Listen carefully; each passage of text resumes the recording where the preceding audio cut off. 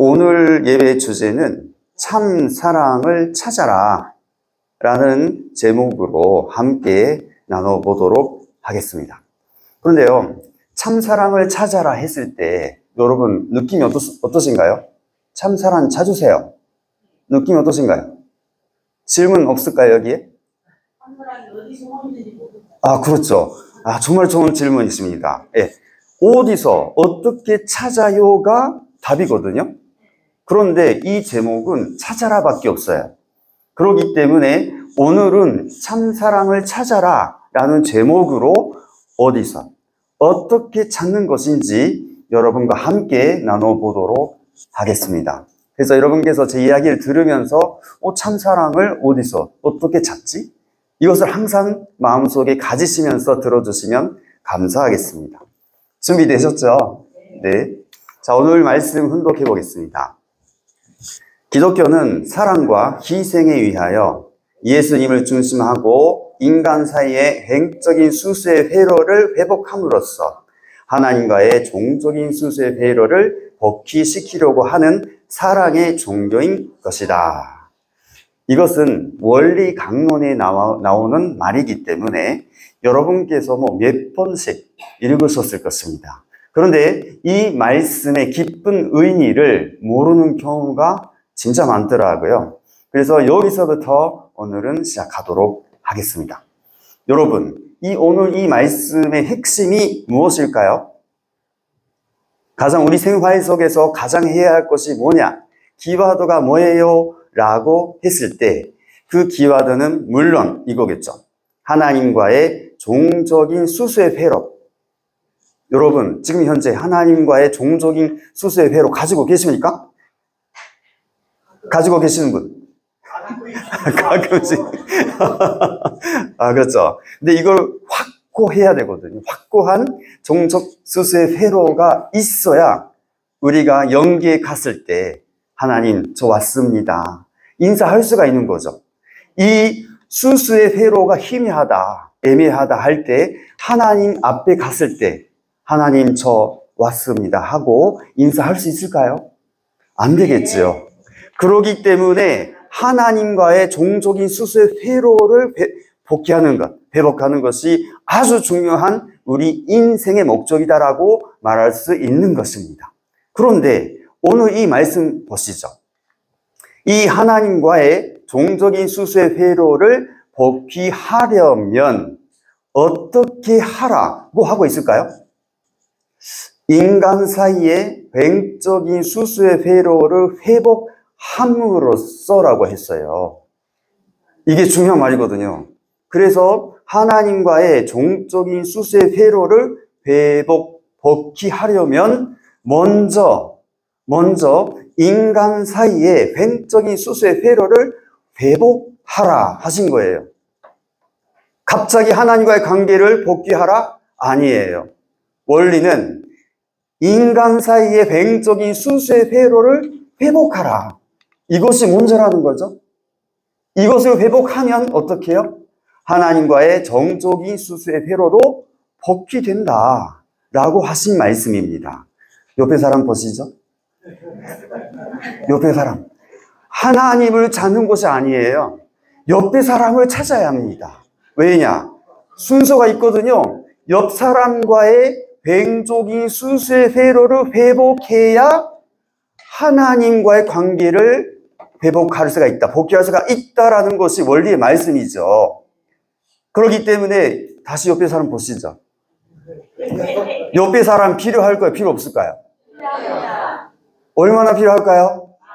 많이 필요하죠. 그분이 만약에 안 계시다면 하나님과의 관계를 회복할 수가 없겠죠. 그럼 다시 옆에 사람 보시죠. 얼마나 귀한가요? 얼마나 소중한가요? 이것을 우리가 맨날 느끼고 살아야 한다는 거예요. 가장 핵심이 뭘까요? 부부 사랑입니다. 부부가 그렇게 살아야 한다는 거거든요. 원리는 그것을 말하고 있는 거예요. 그래서 하나님과 나의 관계를 지금까지 여러분 열심히 찾아오셨을지도 모르겠는데 원리는 그것을 말하지 않습니다. 옆에 사람을 사랑하라. 이런 것이 답이라는 거죠. 그래서 원리 강론은 이 원리강론의 말씀에 이어서 예수님의 말씀을 소개하고 있습니다. 하나는 비판을 받지 아니하려거든 비판하지 말라. 너희의 비판하는 그 비판으로 너희가 비판을 받을 것이요 라고 하셨고요. 무엇이든지 남에게 대접을 받고자 하는 대로 너희도 남을 대접하라 하신 것입니다. 이해가 되세요? 이 말씀이 뭐라고요? 뭐 때문에 하는 거예요? 이 말씀이 뭐 때문에 있는 걸까요? 답은 이렇게 살면, 이렇게 실천하면 하나님과의 관계를 회복할 수가 있다는 거죠. 이해가 되세요? 자, 그러면 이걸 안 하면 어떻게 될까요? 실천 안 해. 하나님과의 관계 회복할 수가 없겠지요. 이게 중요한 거거든요. 우리 이 교회의 말씀의 핵심은 말씀을 듣는 것이 아니고 말하는 것이 아니에요. 그 말씀의 실체가 되는 것이 가장 핵심이거든요. 알기만 하는 것이 아닙니다. 그렇기 때문에 이 비판을 하지 마라. 남을 위해서 살아봐라. 이렇게 살 때에 하나님과의 관계가 회복되는 거지, 만약에 안 하면 하나님과의 관계 회복이 안 된다, 뭐 어렵다라는 것이죠. 이해가 되세요? 이것을 정확히 알고 계셔야 합니다. 그래서 이 부분에 대해서 조금 더 사랑을 중심으로 해서 사랑의 관점에서 여러분께 조금 더 말씀 나눠보도록 하겠습니다. 자, 사랑의 이야기를 할 때 중요한 것은 인간의 타락의 원인은 무엇인가 하는 거거든요.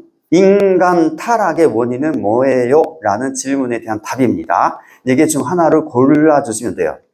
첫 번째, 느시엘의 과분한 욕망 때문에 타락했다. 두 번째는 때 아닌 때의 것을 바란 해와의 욕심 때문에 타락했다. 세 번째는 사랑의 감소감 때문에 타락했다. 그리고 네 번째가 비원리적인 사랑 때문에 타락이 이루어졌다. 자, 여러분, 4개 중 어디일까요? 여기는 정답이 있습니다. 안타깝게도 여기는 정답이 있거든요. 답은 이것입니다. 비원리적인 사랑이에요. 그런데 여기에 일부러 사랑의 감소감을 둔 이유가 있어요. 많은 분들이 사랑의 감소감 때문에 타락한 것이 아닐까라고 생각하고 있습니다. 하지만 사랑의 감소감은 타락의 원인이 될 수가 없습니다. 그것을 증명해 보도록 하겠는데요. 자, 이 영상을 보시겠습니다. 감소감은 동물도 느끼거든요. 여러분, 동물은 타락했나요? 타락 안 했잖아요. 그럼에도 불구하고 동물도 느낀다는 거예요, 감소감을. 이해가 되세요? 감소감은 타락성 아니에요. 누구나 느끼는 거거든요. 여기 원숭이거든요. 원숭이 2마리가 있는데 이쪽의 원숭이에는 오이를 줘요, 오이. 근데 이쪽 원숭이에는 포도를 줍니다, 포도. 네, 어떤 현상이 나타나는지 잘 봐주시기 바랍니다.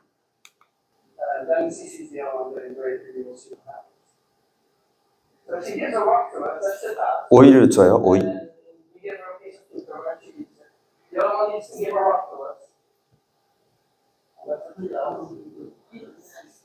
포도를 줍니다.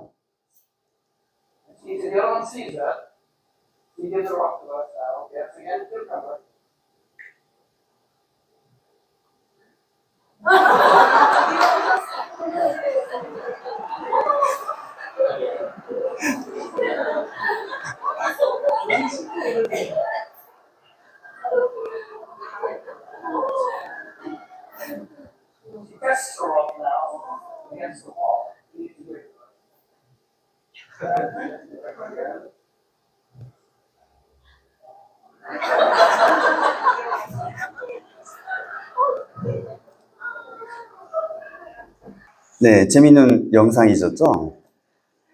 사랑의 감소감은 동물도 느껴요. 그렇기 때문에 감소감 자체는 타락성 아닙니다. 누구나 느끼는 거거든요. 문제는 이것을 어떻게 해소할 거냐. 여기서 문제가 생긴 거예요. 그래서 우리가 생각할 때 비원리적인 사랑이 어떤 것이었는가 하는 것을 정확히 알 필요가 있습니다. 비원리적인 사랑이란 어떤 것이냐? 이거는 누시라고 해와하고 지금 어떤 관계였는가라는 것을 말로 이야기해 보겠습니다. 천사자 누시엘은 사랑의 감소감을 느꼈다고 했잖아요. 사랑의 감소감은 타락의 원인이 아닙니다. 근데 이 사랑의 감소감을 누시엘이 어떻게 해결하려고 했는가가 문제인 거거든요. 누시엘은 해와를 보고 따먹어도 돼 라고 말하기 시작합니다. 이게 중요한 문제거든요. 뭐냐면 이 누시엘의 동기는 네가 죽든 살든 난 상관이 없어요. 근데 누시엘은 하나님의 창조를 함께 해왔기 때문에 이 관계를 맺음으로써 죽는다라는 것은 아니다 라는 것은 당연히 알고 있겠죠. 왜냐하면 동식물은 그걸로 인해서 번식을 하거든요. 안 죽어요. 그걸 알고 있었습니다. 전사장은. 그런데 종사장은 사랑의 감소감을 느꼈잖아요. 이 감소감을 어떻게 해소하고 싶어. 그래서 해와를 갖다가 따먹어도 돼. 너는 죽어도 상관이 없어요. 내 소원만 일면 돼. 이러한 동기로 유혹을 합니다. 그랬더니 해와가 어떻게 해요? 따먹고 싶은 거죠. 하나님은 따먹지 마라 했어요. 그럼에도 불구하고 따먹고 싶은 거예요. 그래서 따먹었는데 이거는 해와의 동기를 보면 하나님과는 이미 벗어났습니다. 무관이에요. 하나님이 살초 기뻐하든 슬퍼하든 상관이 없어요. 이미. 그래가지고 죽든 살든 내 욕망을 채우고 싶은 거죠. 이래가지고 이 둘이 사이에 생긴 것이 목숨을 걸 정도, 생사를 걸면서도 사랑했다는 거예요. 자기 중심적 사랑 때문에. 이해가 되십니까? 이렇게 죽도록 자기 중심적인 동기의 사랑으로 인해서 타락을 했다는 것입니다. 그리고 난 다음에 해와는 어떻게 해요? 아담을 유혹합니다. 따먹어도 돼요. 다 먹읍시다. 이때 해와의 동기가 어떤 것이었을까? 아담이 죽든 살든 난 상관이 없다예요. 네, 오로지 이거거든요. 내 불안, 타락함으로 불안이라든가 양심의 가책이 생겼잖아요. 공포심이 생겼거든요. 이 불안과 공포만 면할 수가 있으면 너는 죽든 살든 상관이 없는 거야. 내 마음만 달래고 싶어. 이게 해와의 동기였다는 거죠. 이때 아담이 아니야. 나는 하나님과의 약속을 버릴 수 없어. 그리고 이걸 먹으면 죽는다 하잖아. 먹을 수가 없어. 너를 위해서. 이렇게 했으면 되었을 텐데 아담은 이것을 버립니다. 따먹고 싶어. 그래서 아담이 결국은 따먹게 되는데 이 동기가 뭐였을까? 하나님과는 이미 관계가 없는 거죠. 그러면서 죽든 살든 내 욕망을 채우고 싶어. 이렇게 해서 결국 둘이 사이에 목숨을 걸어서 죽음을 생사를 걸어놓고 자기 중심적 사랑 때문에 타락한 거예요. 이해가 되세요? 이게 중요한 거거든요. 그런데 이후에 타락한 후에 아담 해와가 결혼했잖아요. 애를 낳지 않습니까?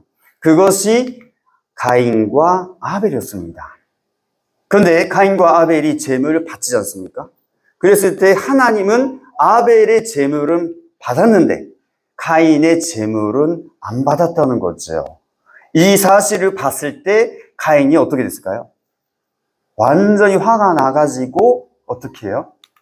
아벨을 죽였다는 것입니다. 여기서 생각해 보십시오. 가인의 마음에는 어떤 마음이 있었을까요? 내 욕망을 채우기 위해서는 아벨이 죽어도 상관이 없어요. 결국은 내 마음만 문제라는 거거든요. 이렇게 해서 인류 시조 첫 번째 가정이 이러한 비원리적인 사랑, 단적으로 말하면 남을 사랑하는 것이 아니고 나를 사랑하는 자기 애 때문에 타락이 이루어졌다는 사실입니다. 그런데 가인 아벨에 있어서 이 사랑의 세계를 누구한테 배웠을까요? 가인 아벨은 누구한테 이 사랑을 배웠을까요? 그죠? 부모로부터 배운 거예요. 부모 밑에서 살았잖아요. 그렇기 때문에 부모 밑에서 살았기 때문에 부모의 사랑을 그대로 배운 거거든요. 배우고 싶어서가 아닙니다. 부모에서부터 자녀로 자동적으로 이 사랑을 상속했다는 거예요. 이 사실은 정말 무거운 사실이거든요. 그렇다면 지금 세상 많은 사람들이 살고 있는데 인류는 참 사랑을 배운 적이 있을까요? 없을까요? 여러분도 배운 적이 있을까? 없을까요? 없겠지요. 그러면 여러분의 자녀에게 참 사랑을 가르칠 수가 있었을까? 없었을까요? 없었겠지요. 이것이 정말로 안타까운 사실입니다. 이대로 왔기 때문에 우리는 사랑을 배우지 못했고 자기중심적 사랑이 사랑이다라고 생각해서 그것이 사랑이야 라고 착각해서 살아왔다는 것입니다. 이것이 거짓 사랑이라 하는데요. 그러면 참 사랑은 어떤 것일까? 알아야겠죠. 우리는 거짓 사랑은 충분히 배워왔어요. 부모로부터 배워왔습니다. 그러면 참 사랑은 무엇일까? 이것을 알아봐야겠죠. 참 사랑에 대한 참 부모님의 말씀 소개해 보겠습니다. 부모의 사랑이 좋고 부부의 사랑이 좋다 할 때 진짜 사랑은 자기를 중심 삼은 사랑이 아닙니다. 사랑이란 나로부터 시작되는 것이 아니라 상대로부터 시작되는 것입니다. 남편, 아내로부터 사랑이 생겨나고 아들, 형제로부터 사랑이 시작되는 것입니다. 또한 사랑은 자기 혼자에게서 시작되는 것이 아니라 상대로부터 시작됩니다. 그러므로 사랑의 주인은 상대입니다. 라고 하셨습니다.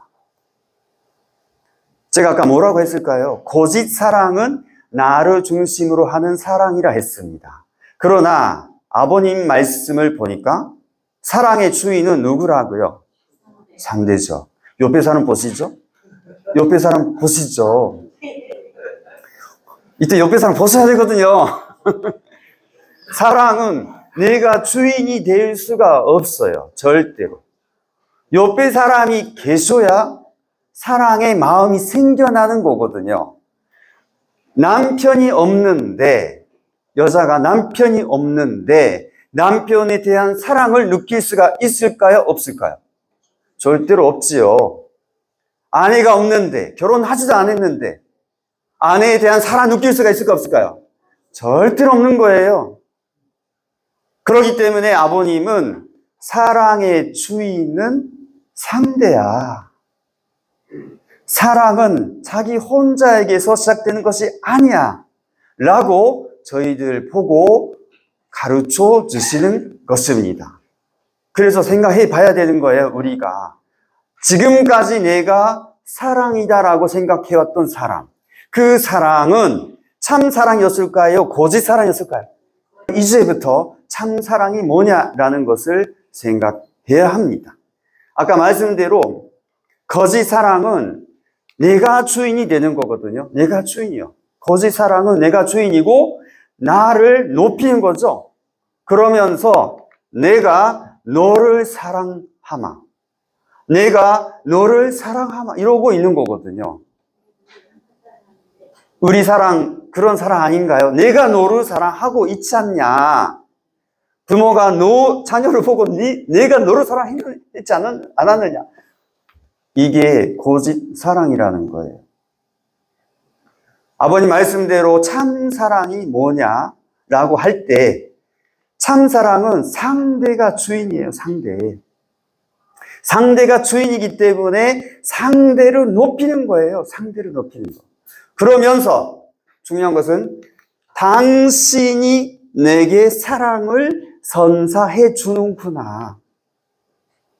이러한 마음 자세입니다. 사랑은 나로부터 시작하는 것이 아니고 상대로부터 오는 것이기 때문에 내가 너를 사랑하겠다라는 말이 나올 수가 없는 거거든요. 당신이 있어주기 때문에 내가 사랑을 느낄 수 있겠구나. 얼마나 당신이 고마운지 모르겠다. 옆에 사람 보시죠?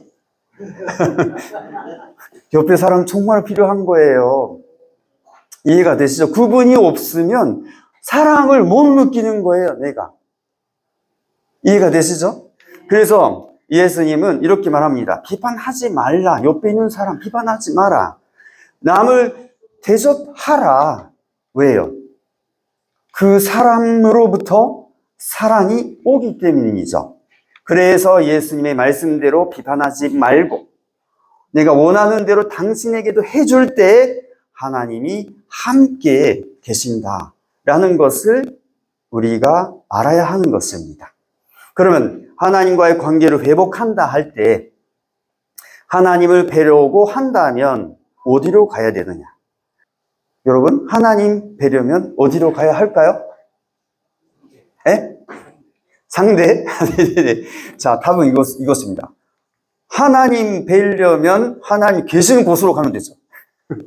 하나님 계시는 곳에 가야 하나님을 뵐 수가 있는 거 맞지 않습니까? 그런데 하나님이 계시는 것이 어디냐? 이것이 문제거든요. 자, 원리강론의 말씀 읽어보겠습니다. 창조 목적을 완성한 세계에 있어서는 하나님의 번선상과 번형상에 실제로 되어 있는 피조물의 모든 개선체가 다 이와 같이 구형운동을 일으키고 하나님이 운행하실 수 있는 근본적인 기대를 조성하게 되어 있다. 이와 같이 되어 하나님은 일체의 피조물 가운데 변재하시게 된 것이다 라고 했어요. 하나님 어디에 계신다고요? 피조물 가운데 편재라고 했습니다. 자, 이것을 조금 더 생각해 보겠는데, 자, 우리는 기독교 신앙을 기반으로 해서 여기까지 왔기 때문에 나하고 하나님과의 관계를 많이 간주해 왔어요. 물론 나는 개성 진리체로서 하나님이 나에게 임재하시겠지요. 사실입니다. 그런데 옆에 사람 보시죠? 옆에 사람 보시죠? 나는 하나님의 개성 실제야. 맞아. 진리체야. 근데 옆에 사람은 뭐예요, 그러면? 내가 개성 진리체라면 옆에 사람도 당연히 개성 진리체예요. 그러면 내가 그 사람을 부정할 이유가 있어요, 없어요? 하나도 없는 거예요. 근거가 없습니다. 그래서 하나님은 당연히 나에게도 있고 싶어 하시지만 상대에게도 있고 싶어 하는 거예요. 그런데 둘이 한꺼번에 같이 있을 수가 없기 때문에 하나님 어디에 계신다고요? 하나님은 가운데에 임재하신다는 거예요. 옆에 사람 보시죠. 옆에 사람. 그 사람과 나 가운데에 하나님이 계신다예요. 만약에 나와 하나님과의 관계만 강조하게 되면 이거는 개인주의를 야기합니다. 개인주의거든요. 내 하나님만 알아. 너의 하나님은 아니야.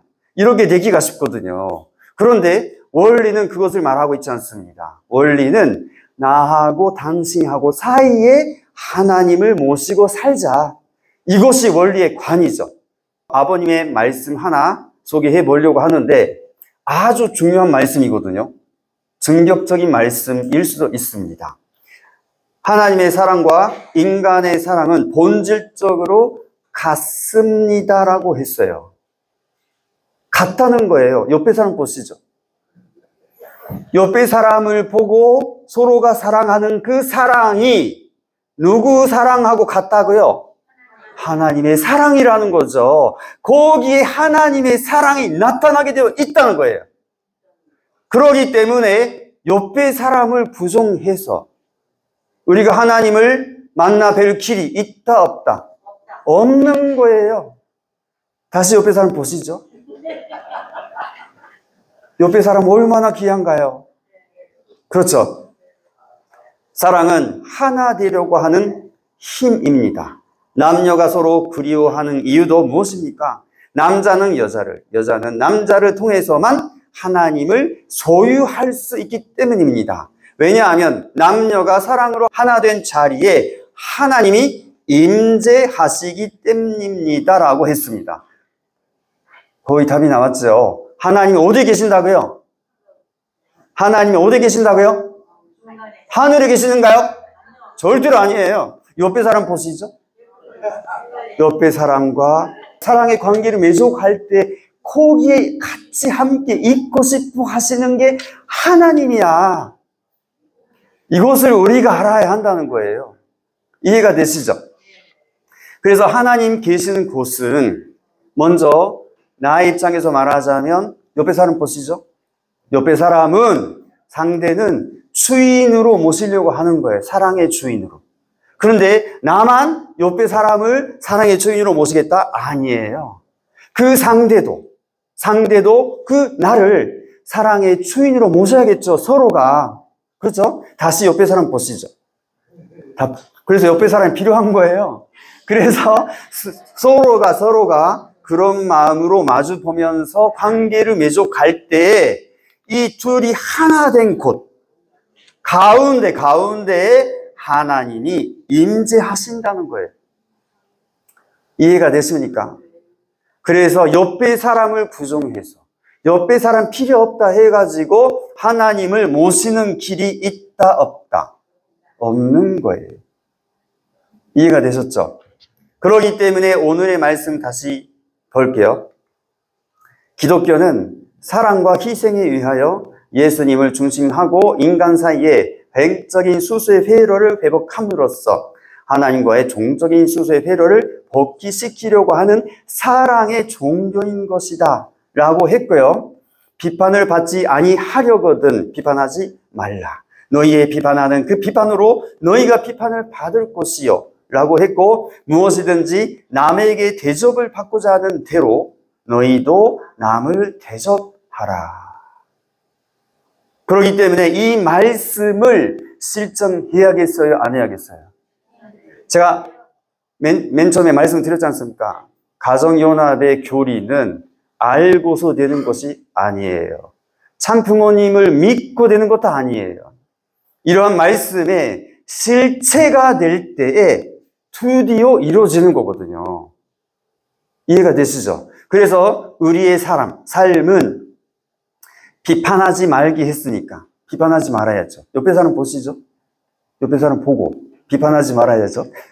그렇죠? 그리고 그 남을 내가 원하는 대로 남을 대접하라 했습니다. 이렇게 사는 거예요. 이런 식으로 상대를 있는 그대로 받아들이면서 상대를 사랑의 주인으로 세워간다. 이랬을 때 이렇게 해서 내가 인간 사이에 횡적인 수수의 회로를 회복하려고 한다 이거예요. 이 부분 다른 사람이 해줄까요? 나를 위해서? 절대로 안 해줍니다. 이거는 내가 스스로 해야 하는 일이다. 책임 분담이다라고 말할 수밖에 없습니다. 이해가 되시겠죠? 그런데 오늘 이렇게 같은 말씀 배웠단 말이죠. 그죠? 그럼 오늘 여기서 배우신 분들은 서로가 이렇게 모시려고 한단 말이죠. 그러면 어떤 일이 벌어질까요? 서로가 이런 마음으로 살기 시작하면 어떻게 될까요? 하나님의 사랑과 인간의 사랑은 본질적으로 같다라고 했습니다. 그렇기 때문에 이 둘이 사이에 틀림없이 하나님이 임재하시게 된다는 거예요. 이해가 되세요? 하나님은 하늘에 계신 하나님 절대로 아닙니다. 절대로. 하나님은 우리 사이에 같이 있고 싶어 하는 분이다. 그렇기 때문에 옆에 사람 보시죠. 옆에 사람 보셔야 돼요. 옆에 사람, 그 사람과 어떻게 사랑의 관계를 맺고 이 사이에 하나님을 어떻게 모실까? 서로가 그렇게 생각하게 되면 그 삶 자체가 뭐예요? 정적인 하나님과의 관계를 회복하는 길이다라는 것입니다. 이해가 되세요? 그래서 오늘 제목을 뭐라고 했죠? 참 사랑을 찾아라. 자, 여러분, 답을 얻으셨나요? 참 사랑을 어디서 찾는 걸까요? 상대인데 이 서로가 이렇게 노력을 할 때, 맞아요. 둘이 하나가 되는 곳에 하나님이 함께 하시고 거기에 참 사랑을 찾을 수가 있다라는 것이 오늘의 결론입니다.